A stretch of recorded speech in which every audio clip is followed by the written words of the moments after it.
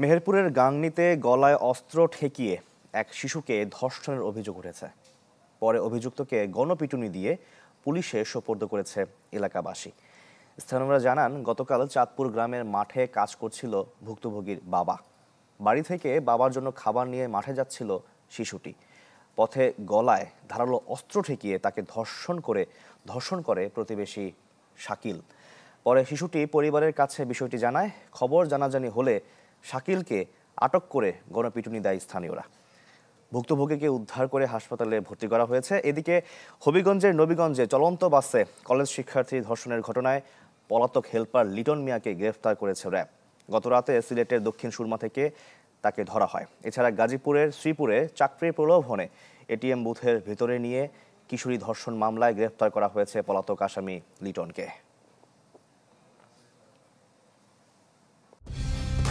Colour expert, George sap এবং mild on hands technology সমৃদ্ধ Orix crystal wash আপনার laundry expert.